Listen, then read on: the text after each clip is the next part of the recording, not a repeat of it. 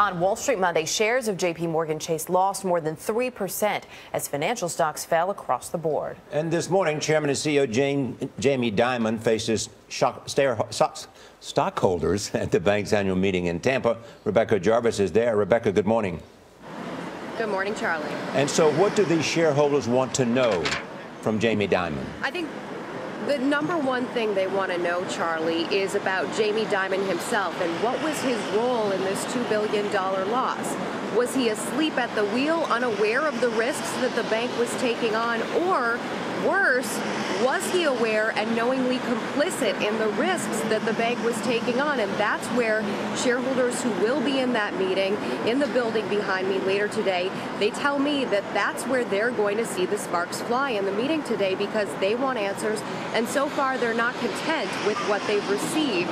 Just a handful of days ago, Jamie Dimon was calling this loss, which hadn't become a $2 billion loss. He was saying it was a tempest in a teapot.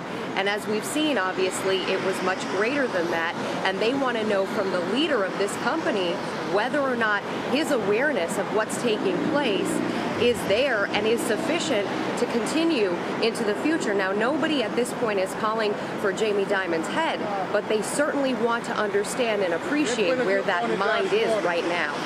So is there expected to be, Rebecca, out of the meeting today, beyond the sparks that you mentioned, is there expected to be any sort of request or change requested by the shareholders? Yeah, shareholders tell me that the number one thing that could change as a result of today's meeting, in addition to learning details of what Jamie Dimon did or did not know, is an actionable item that is on the ballot for voting. And that is whether or not the chairman and CEO title will continue to be held by one man. That is Jamie Dimon. Other banks have split these two roles up in the past, and a number of shareholders have told me they would feel more comfortable seeing the chairman and CEO roles split. For example, Citigroup has done this with their chairman and CEO roles. JPMorgan's argument, on the other hand, is that having the two roles together held by one individual allows for the bank to run more smoothly. And we should say here that the bank has been profitable, $19 billion in profits last year. So when you think in the context of that, what this $2 billion loss means, it is a small portion of their overall profitability.